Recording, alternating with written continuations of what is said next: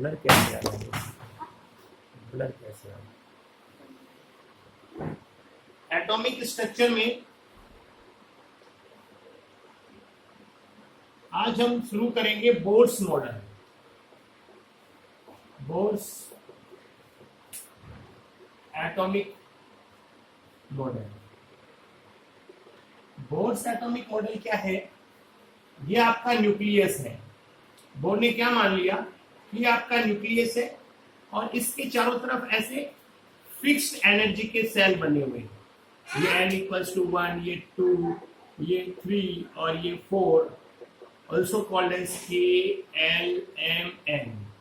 इनको KLMN कहते हैं। तो पहला पॉइंट क्या था बोर का? पहला पॉइंट था बोर का कि there are fixed circular energy levels around the nucleus. Nucleus के चारों तरफ फिक्स्ड एनर्जी के सर्कुलर लेवल्स बने हुए हैं, कॉल्ड एज बोर्स ऑर्बिट और बोर्स सेल। n=1, 2, 3 या फिर KLMN एंड सो ऑन। तो पहला पॉइंट क्या है बोर का कि न्यूक्लियस है, न्यूक्लियस की चारों तरफ फिक्स्ड एनर्जी के सर्कुलर लेवल्स है, इनकी एनर्जी फिक्स है। जब तक इलेक्ट्रॉन इस सेल में रिवॉल्व करेगा वो न तो एनर्जी एमिट करेगा और न ही एब्जॉर्ब करेगा। वो एनर्जी एमिट और एब्जॉर्ब कब करेगा? जब वो एक सेल से दूसरे सेल में जंप करेगा। लोअर टू हायर में जाएगा तो एब्जॉर्ब करेगा, हायर टू लोअर में जाएगा तो एमिट करेगा। तो हम क्या बोलते हैं कि there are fixed circular energy level around the nucleus and when electron revolve in these fixed energy levels it neither emits the energy nor absorbs the energy. It emits or absorbs the energy only when it jumps from one cell to other. Lower to higher absorbs, higher to lower emits. मेरी बात दोबारा सुन लो। जैसे आपका घर है, घर के चारों तरफ आपके कमरे बने हुए चारों ओर, तो आप हर कमरे का टेम्परेचर फिक्स है। जब तक आप उस रूम में रहेंगे आपकी बॉडी का वही टेम्परेचर रहेगा जो रूम का टेम्परेचर है। जैसे ही आप उस रूम से बाहर निकलोगे तो आपका बॉडी का टेम्परेचर चेंज होगा। कहने का मतलब हमने इंडिविजुअल इलेक्ट्रॉन की एनर्जी की बजाय उसके सेल की एनर्जी को माना कि हर एक इलेक्ट्रॉन की एनर्जी वही है तो सेल की एनर्जी है। और जब तक वो सेल में रिवॉल्व करे, चाहे यहां आए, चाहे यहां आए, चाहे यहां आए या यहां आए, उसकी एनर्जी चेंज नहीं होगी। एनर्जी कब चेंज होगी? जब वो एक सेल से दूसरे सेल में जंप करेगा। तो पहला पॉइंट क्या है कि there are fixed circular energy levels around the nucleus and called as Bohr orbit और Bohr shell. n=1, 2, 3 KLMN। Second point लिख देंगे when electron revolve in this fixed energy level, it neither emit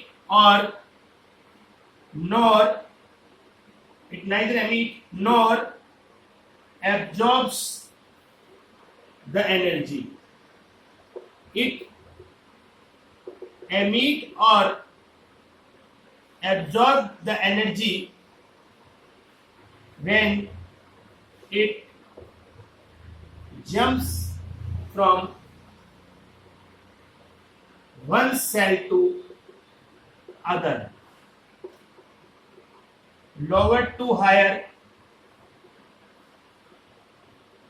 absorbs and higher to lower emits। ये दूसरा point है। तो हम जो main demerit क्या थी रदरफोर्ड के मॉडल में, रदरफोर्ड ने कहा था कि इलेक्ट्रॉन न्यूक्लियस के चारों तरफ घूम रहा है, तो जब इलेक्ट्रॉन चारों तरफ घूमेगा तो एनर्जी को एमिट करेगा और लास्ट में वो न्यूक्लियस में गिर जाना चाहिए, जबकि वो न्यूक्लियस में तो गिरता नहीं है। तो उस डीमेरिट को दूर करने के लिए बोर ने क्या मान लिया? बोर ने मान लिया कि न्यूक्लियस के चारों तरफ फिक्स एनर्जी के सर्कुलर लेवल्स बने हुए हैं और जब तक वो इन लेवल्स में उसकी एनर्जी में चेंज नहीं होगा, इलेक्ट्रॉन यहाँ है, यहाँ है, या यहाँ है, या यहाँ कहीं भी है, उसकी एनर्जी फिक्स रहेगी। जो उस सेल की एनर्जी है वो उस इलेक्ट्रॉन की एनर्जी होगी। इलेक्ट्रॉन की एनर्जी कब चेंज होगी? जब वो एक सेल से दूसरे में जाएगा, नीचे से ऊपर में जाए, जैसे 1 से 2 में जाए, या 2 से 3 में जाए, या 2 से 4 में जाए, तो एब्जॉर्ब करेगा, और ऊपर से नीचे आएगा तो एमिट करेगा। तो पहला पॉइंट क्या हुआ कि there are fixed circular energy levels around the nucleus called as Bohr's orbit या Bohr's cell, and when electrons revolve in this fixed energy level, these fixed energy levels भी कह सकते हो, it neither emit or nor absorb the energy. It emit or absorb the energy when it jumps from one cell to other, lower to higher absorbs and higher to lower emits. आप इसका एक screenshot ले लें, आप इसका एक screenshot ले लें।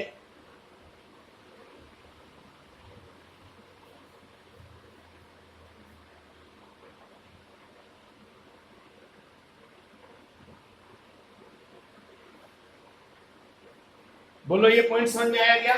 बोलो ये पॉइंट समझ में आया? पहला, दूसरा पॉइंट,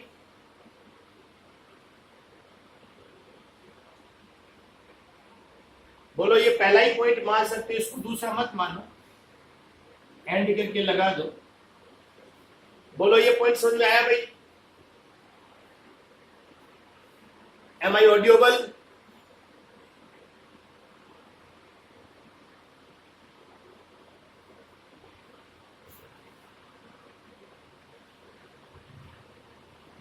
ये पॉइंट समझ में आया? दोबारा बोल देता हूं, ये न्यूक्लियस है, न्यूक्लियस के चारों तरफ फिक्स एनर्जी के सर्कुलर लेवल्स बने हुए हैं, इनको बोर ऑर्बिट या बोर सेल कहते हैं। 1 2 3 4 या KLM से दिखाते हैं। जब तक इलेक्ट्रॉन इन सेल में रहेगा तब तक किसी एक फिक्स एनर्जी लेवल्स में रहेगा, तब तक उसकी एनर्जी चेंज नहीं होगी। उसकी एनर्जी कब चेंज होगी? जब वो एक सेल से दूसरे में आएगा, ऊपर से नीचे आएगा तो एमिट करेगा, नीचे से ऊपर जाएगा तो एब्जॉर्ब करेगा।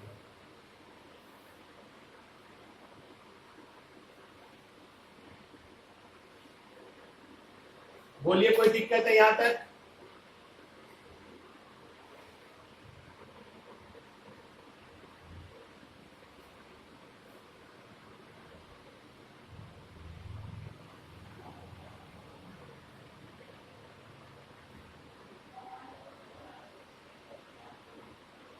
स्क्रीनशॉट लेने में दूसरा पॉइंट लिखता हूं। अब ये पॉइंट सबको समझ में आ जाना चाहिए। दूसरा पॉइंट लिखते हैं।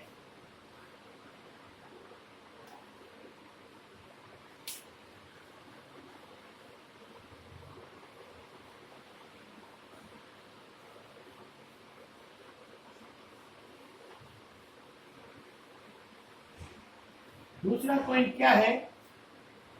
जब भी ये आपका न्यूक्लियस है, ये आपका इलेक्ट्रॉन है, मान लीजिए मास m है, वेलोसिटी v है, और ऐसे ये रिवॉल्व कर रहा है। इसकी जो रेडियस है वो r है। इसकी रेडियस कितनी है? r है। तो एक बात तो ये देखिए कि इलेक्ट्रॉन पर भी चार्ज होता है और न्यूक्लियस के बीच में भी चार्ज होता है। तो इलेक्ट्रोस्टैटिक से ये चीज याद रखिएगा, जब दो चार्ज पार्टिकल Q1 और Q2 r डिस्टेंस पे रखे हों तो इनके बीच में जो फोर्स होता है उसे कूलम्बिक फोर्स या सेंट्रीपिटल फोर्स कहते हैं। वो कितना होता है? KQ1 Q2 by r²। This is called Coulombic force या सेंट्रीपिटल फोर्स, मतलब कूलम्बिक फोर्स बोल देते हैं। तो यहां पर हम क्या कहेंगे, जब ये इलेक्ट्रॉन घूम रहा है तो ये एक्सिलरेटेड मोशन है या नॉन एक्सिलरेटेड मोशन है? पहले तो ये बताइए। जब ये इलेक्ट्रॉन रिवॉल्व कर रहा है तो आप मुझे बताइए कि ये एक्सिलरेटेड मोशन है कि नॉन एक्सिलरेटेड मोशन है? ये फिक्स वेलोसिटी v से, इसकी वेलोसिटी v है, फिक्स स्पीड से घूम रहा है। आप फिक्स स्पीड से घूम रहा है, आप मुझे बताइए कि ये एक्सिलरेशन मोशन है कि नॉन एक्सिलरेशन मोशन है? इसके रिवॉल्व करने में ए होगा कि नहीं होगा? एक्सेलरेशन होगा कि नहीं होगा? अगर एक्सेलरेशन होगा तो फोर्स होगा, और अगर एक्सेलरेशन नहीं होगा तो फोर्स नहीं होगा। और फोर्स क्या है? एक्सेलरेशन पर डिपेंड करता है। v चेंज होगा तो a चेंज होगा। Change in velocity is called as acceleration. तो क्या इसकी वेलोसिटी चेंज होगी जब ये घूमेगा? बोलिए, बोलो। अनुष्का बोल, रुद्रा बोलो बेटा। निधि बोल बेटा, जब ये v स्पीड से घूम रहा है तो क्या ये एक्सेलरेशन मोशन है कि नॉन एक्सेलरेशन मोशन है? अगर एक्सेलरेशन है तो फोर्स होगा, और अगर नहीं है तो फोर्स नहीं होगा। बोलो। दूसरा चीज मैंने यहां बताया है कि जब दो चार्ज पार्टिकल r डिस्टेंस पे रखे हो तो उनके बीच का जो फोर्स होता है इसे बोलते हैं इलेक्ट्रोस्टैटिक फोर्स। क्या बोलते हैं? Electrostatic force. अगर दोनों सेम चार्ज हैं, सेम चार्ज के होंगे तो रिपेल करेगा, अपोजिट होंगे तो अट्रैक्ट करेगा, वो अलग बात है, पर उनके फोर्स को क्या बोलेंगे? Electrostatic force. और कूलम्बिक फोर्स, वो कितना होता है? Q1, K तो कांस्टेंट है, Q1 into Q2 by R square. ये मैंने एक अलग से पॉइंट बताया है जो मैं यहाँ काम में लूंगा, इसलिए मैंने बता दिया है आपको अलग से, इसको आगे काम में ले लेंगे अपन। अब आप मुझे ये बताएं सिर्फ कि जब ये वेलोसिटी v से इलेक्ट्रॉन चारों तरफ घूम रहा है किसी सेल में, तो उसमें एक्सेलरेशन है कि नहीं है? अगर एक्सेलरेशन होगा तो फोर्स होगा, एक्सेलरेशन नहीं होगा तो फोर्स नहीं होगा। तो आप मुझे सिर्फ इतना बता दीजिए, इधर इट इज एक्सेलरेटेड मोशन और नॉन एक्सेलरेटेड मोशन। बोलो। एक्सेलरेटेड है। और बाकी बच्चे बोलो, बाकी बच्चे बोल, क्यों है एक्सेलरेटेड? क्यों है एक्सेलरेटेड? क्यों है भाई एक्सेलरेटेड मोशन?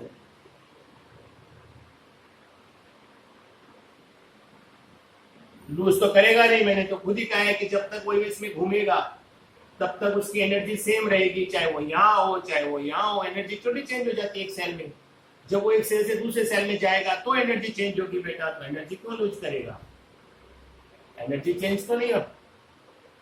नॉन एक्सेलरेटेड है। क्या नाम बेटा तुम्हारा? नितार्थ। तुमने ये पहले कभी पढ़ा है?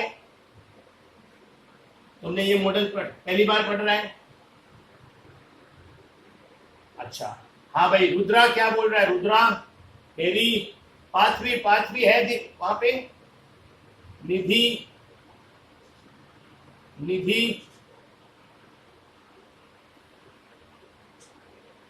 बेटा, ये एक्सीलरेटेड मोशन है। कैसा मोशन है ये? एक्सीलरेटेड। क्योंकि वेलोसिटी वेक्टर क्वांटिटी है। देखो मैंने वेक्टर का साइन लगाया, इसका मतलब हर समय जब इलेक्ट्रॉन घूम रहा है तो उसकी डायरेक्शन चेंज हो रही है। इलेक्ट्रॉन के घूमने से उसकी डायरेक्शन चेंज हो रही है। डायरेक्शन चेंज हो रही है, इसका मतलब वेलोसिटी चेंज हो रही है। वेलोसिटी कैसी क्वांटिटी है? Vector quantity. स्पीड कैसी क्वांटिटी है? Non vector. पर वेलोसिटी कैसी क्वांटिटी है? वेक्टर। तो वेक्टर सिर्फ मैग्नीट्यूड पर ही नहीं डिपेंड करती, दो चीजों पर डिपेंड करेगी, मैग्नीट्यूड और डायरेक्शन। तो मैग्नीट्यूड तो नहीं चेंज हो रहा है, मान लो 5 मीटर पर सेकंड है तो हमेशा 5 मीटर पर सेकंड से ही घूम रहा है, लेकिन डायरेक्शन हमेशा चेंज हो रही है। और कैसी होती है? टेंजेंटियल। अगर अपन डायरेक्शन देखें, यहाँ इलेक्ट्रॉन है तो इसकी डायरेक्शन ये हो गई, यहाँ है तो ये हो गई। हर क्षण उसकी क्या चेंज हो रही है? डायरेक्शन चेंज हो रही है हर मोमेंट पर। इसलिए इसमें वेलोसिटी चेंज हो रही है, क्योंकि मैग्नीट्यूड चेंज नहीं हो रहा, डायरेक्शन चेंज हो। दो में से कोई भी एक चीज चेंज हो जाए तो वेलोसिटी चेंज हो जाती है। Velocity is a vector quantity and vector depends on magnitude as well as direction. Here, magnitude is not changing. Suppose it is a 5 meter per second, so it will revolve with a fixed magnitude of 5 meter per second. But you can't say that direction is not changing. Every time its direction, electron's direction is changing when it is in revolving motion. तो जब direction change हो रहा है, it means उसका velocity change हो रहा है, और वेलोसिटी चेंज हो रहा है इसका मतलब एक्सीलरेशन है, और एक्सीलरेशन है इसका मतलब फोर्स है। अदरवाइज तो फोर्स होता ही नहीं। बात समझ आ गई? अब बोलो, समझ आया बेटा? समझ आया क्यों चेंज हो रहा है? क्योंकि इसकी वेलोसिटी की डायरेक्शन चेंज हो रही है। डायरेक्शन चेंज होने के कारण, ये चेंज होने के कारण इसकी वेलोसिटी चेंज हो रही है, और ये एक्सेलरेशन मोशन है। अब ये इलेक्ट्रॉन जब एकदम फिक्स इस सर्कुलर पाथ पे मूव कर रहा है, फिक्स सर्कुलर पाथ पे मूव कर रहा है, अब आप बताइए इस पर कितने फोर्स काम कर रहे हैं? इस समय इस इलेक्ट्रॉन पे कितने फोर्स काम कर रहे हैं? When it is revolving a fixed circular path, इस पर कितने फोर्स काम कर रहे हैं?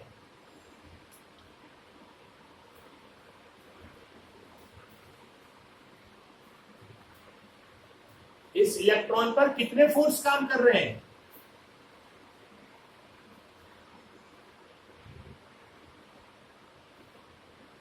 बोलो बेटा फटाफट, इस इलेक्ट्रॉन पर कितने फोर्स काम कर रहे हैं? जब ये फिक्स सर्कुलर पाथ में मूव कर रहा है उस समय, हाँ कौन कौन से, दो कौन कौन से,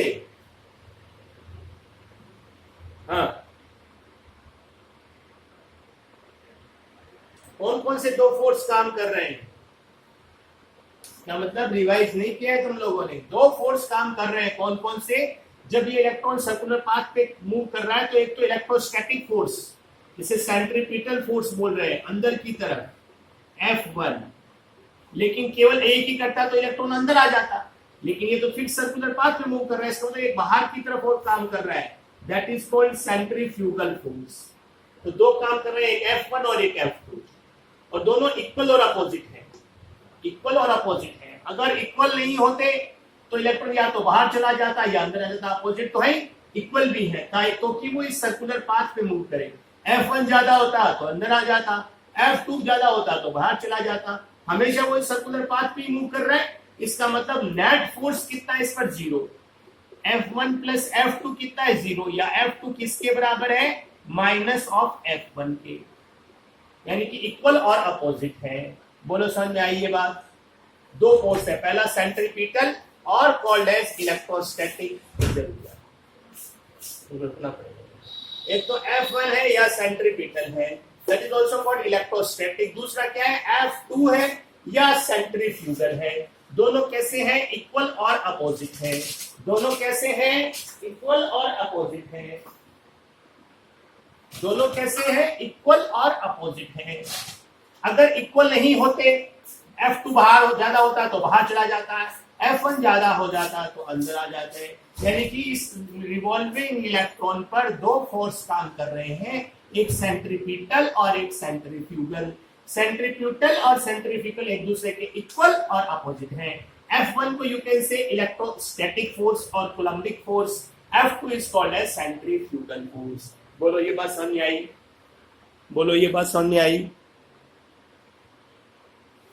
अगर ये बंद हो जाए ना तो दोबारा चालू करेंगे थोड़ी देर के लिए, है ना? कम से कम इसके सारे पॉइंट्स तो आज क्लियर करेंगे। बोलो कोई दिक्कत है यहाँ तक? यहाँ तक कोई दिक्कत है भाई किसी को भी?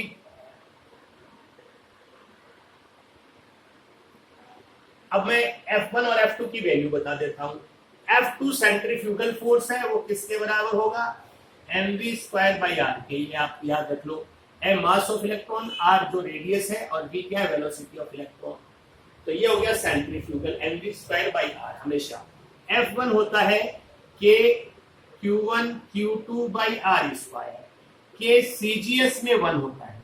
मैं यहाँ सारे डेटा CGS में ले लूंगा तो CGS में k की वैल्यू 1 होती है। Q1 charge of electron -c, Q2 charge of nucleus, एक प्रोटॉन का चार्ज कितना होता है? +c। अरे एक प्रोटॉन का चार्ज कितना होता है? +c। न्यूक्लियस में तो प्रोटॉन ही है ना, न्यूट्रॉन पे तो चार्ज है नहीं भाई। न्यूट्रॉन और प्रोटॉन न्यूक्लियस में होते हैं, तो न्यूट्रॉन तो चार्ज वाली स्पीसीज है नहीं, न्यूट्रल है। तो प्रोटॉन देख लें, एक प्रोटॉन पे चार्ज +c, अगर 2 प्रोटॉन हुआ तो +2e, 3 प्रोटॉन हुआ तो +3, 4 प्रोटॉन हुए तो +4e। तो जितने प्रोटॉन हुए उनको +c से मल्टीप्लाई कर दो, और नंबर ऑफ प्रोटॉन को किससे दिखाते हैं? z से। तो चार्ज कितना हो गया? +ze। ये charge Q1 charge of electron, Q2 charge of proton या न्यूक्लियस। तो एक न्यूक्लियस में एक प्रोटॉन हो तो +c, अगर नंबर ऑफ प्रोटॉन को z दिखाए तो +z, यानी z यहाँ पर क्या है? z यहाँ पर है एटॉमिक नंबर या number of protons, number of protons, ये यहाँ पर z है, अपॉन r²। तो F1 क्या हो गया यहाँ से? -ze²/r²। ये F1 हो गया, ये F2 हो गया। बोलो किसी को डाउट है तो दोबारा पूछो। ये K1 किस में लिया है मैंने? CGS में। CGS में K = 1 होता है। पापा 10 मिनट में बंद हो जाएगा। हाँ भाई, ये 10 मिनट में बंद जब हो जाए और तो एक नया बच्चा अभी आया है, तो आप दोबारा विशेष। तो बेटा दो फोर्स हुए, एक सेंट्रीपिटल और एक सेंट्रीफ्यूगल। सेंट्रीपिटल क्या होता है? F1 हो गया -ze²/r², और सेंट्रीफ्यूगल क्या हो गया? F2 क्या हो गया? mv square by r. बोलो ये समझ में आई दोनों बातें? ये दोनों पॉइंट समझ में आए भाई? क्या k q1 q2 by are समझ में आया? k कितना होता है? 1 होता है सीजीएस में। सीजीएस में k की वैल्यू कितनी होगी? 1। q1 क्या है? q1 charge of electron minus e, q2 charge of nucleus plus Z. Plus Z क्यों हुआ? क्योंकि एक प्रोटॉन पे प्लस ही चार्ज होता है, नंबर ऑफ प्रोटॉन से मल्टीप्लाई कर दो, क्योंकि न्यूक्लियस में न्यूट्रॉन होते हो तो प्रोटॉन और न्यूट्रॉन होते हैं। न्यूट्रॉन को तो चार्ज होता नहीं है, तो जो प्रोटॉन होते हैं उन्हीं को देखना है अपॉन आर स्क्वायर। बोलो ये समझ में आया? ये पॉइंट समझ में आया? तो यहां से मैं F2 equals to minus F1 कर दूं, F2 equals to minus F1 कर दो, तो mv square by r equals to क्या हो गया? Minus minus plus z square by r square. ये इसका सबसे इंपॉर्टेंट रिलेशन आ गया। ये इसका सबसे इंपॉर्टेंट रिलेशन आ गया। स्क्रीनशॉट ले लो, स्क्रीनशॉट ले लो भाई।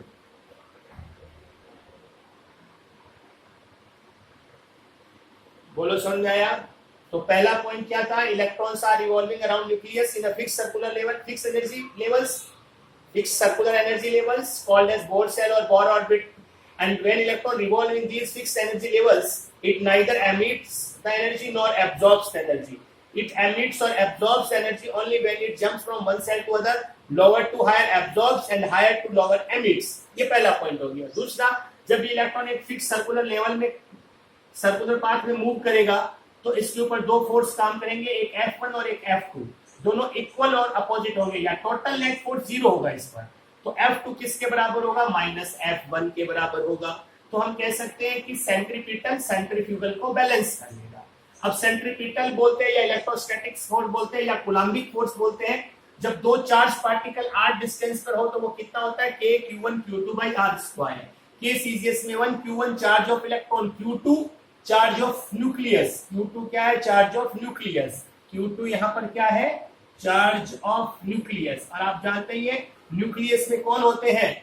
न्यूक्लियस में कौन होते हैं? Proton plus neutron. तो न्यूट्रॉन पे तो चार्ज होगा नहीं, एक प्रोटॉन पे प्लस ही। अगर नंबर ऑफ प्रोटॉन को z से दिखाएं तो plus z by r square. तो F1 आ गया minus z square by r square. और जो सेंट्रीफ्यूगल फोर्स है F2 वो कितना हो जाएगा? mv square by r. दोनों को बैलेंस कर लो। F2 किसके बराबर है? माइनस F1 के। तो ये माइनस माइनस प्लस हो गया, mv square by r equals to, ये माइनस माइनस प्लस करके क्या कर दिया? z square by r square. बोलो ये पॉइंट समझ में आया सबको? ये दोनों पॉइंट समझ में आए भाई? ये पॉइंट समझ में आया भाई? कोई दिक्कत है भाई? जो नया बच्चा है सबको समझ आया भाई? मीतराज, क्या नाम है? मीतराज समझ आया बेटा? यहां पर बेटा Z याद रखना, एटॉमिक नंबर या नंबर ऑफ प्रोटॉन्स होते हैं। Z क्या होता है? एटॉमिक नंबर और या नंबर ऑफ प्रोटॉन्स। मैं इसके पहले वाले वीडियो तुम्हें शेयर कर दूंगा। अगर तुम पढ़ने के लिए सिंसियर हो तो मैं तुम्हें ये सारे पीछे वाले एटॉमिक स्ट्रक्चर के 3 वीडियो शेयर कर दूंगा। वो देखने के बाद तुम इसे देखेंगे, दोबारा से करना तो तुम्हारे लिए आसान हो जाएगा। मतलब पहले में Z क्या है, ए क्या है, पीरियोडिक टेबल क्या है वो बताया हुआ है। फिर दूसरे में जे थॉमसन मॉडल है, तीसरे वीडियो में रदरफोर्ड्स मॉडल है, और ये 4th क्लास होगी जिसमें हम बोर्स मॉडल करेंगे। एक बीच में और होगा quantization of energy, E equals to h nu, वो भी मैं अलग से बता के शेयर करता हूँ। बोलो समझ में आया भाई? ये किसी को कोई दिक्कत? आगे बढ़ू। नेक्स्ट पॉइंट, ये 2 पॉइंट खत्म हो गए। थर्ड पॉइंट,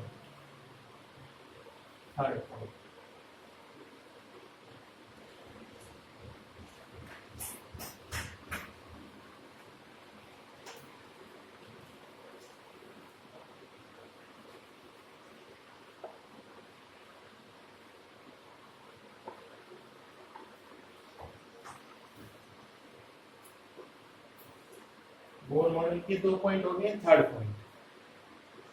पॉइंट क्या है कि जब कोई भी इलेक्ट्रॉन घूमेगा, इलेक्ट्रॉन रिवॉल्व करेगा, तो उसका एक एंगुलर मोमेंटम होगा। एंगुलर मोमेंटम होता है mvr।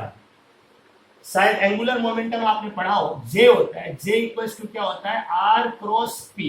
P मोमेंटम होता है और R से उसका क्रॉस प्रोडक्ट कर दिया तो इसे बोलते हैं एंगुलर मोमेंटम। तो P होता है mv और इसको R से मल्टीप्लाई किया तो एंगुलर मोमेंटम यहाँ क्या हो गया, mvr।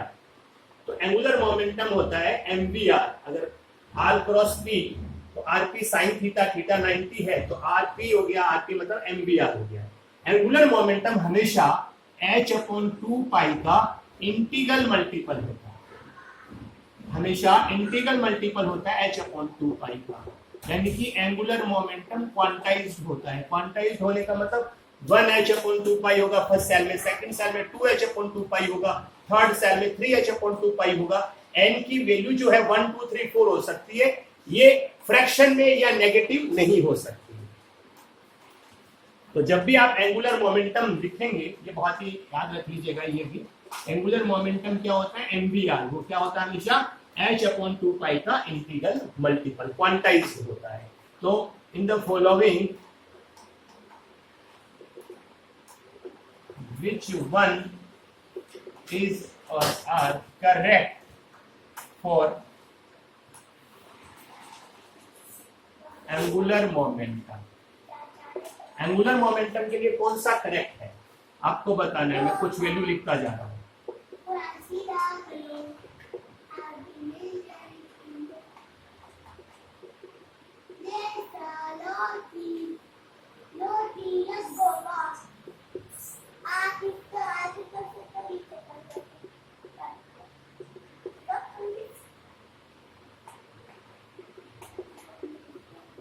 कौन सा सही है वो ऐसे पूछ रहा है।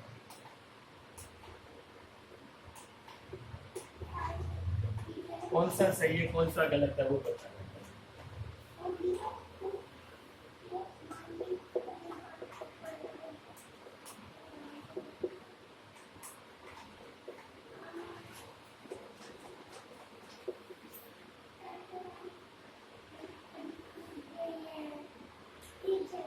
इनमें आपको बताना है, इनमें आपको बताना है कौन सा सही है और कौन सा गलत। क्वेश्चन है in the following which one is are correct for angular momentum. कौन सा एंगुलर मोमेंटम हो सकता है according to Bohr's theory. According to Bohr's theory कौन सा पॉसिबल और कौन सा पॉसिबल नहीं है, बोलिए बोलिए। In the following, which one is or are correct for angular momentum according to Bohr's theory?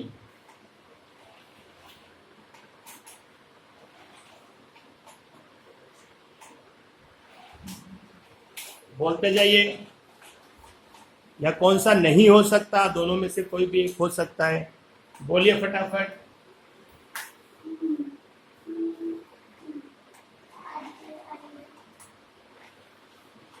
बोलिए in the following which one is और are correct for angular momentum according to Bohr's theory.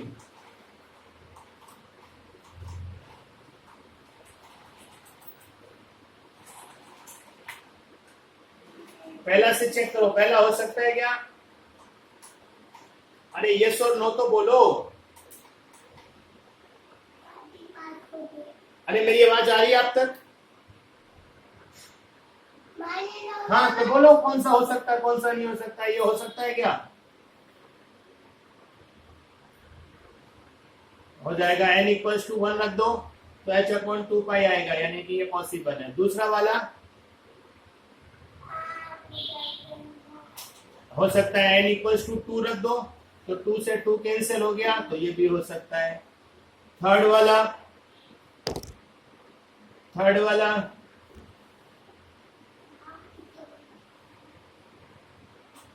अरे third वाला नहीं हो सकता किसी भी condition में। n की वैल्यू 1 2 3 4 है, 1.5 कैसे हो सकता है? यानी कि h/2 का इंटीग्रल मल्टीपल ही होगा, तो ये नहीं हो सकता है। फोर्थ वाला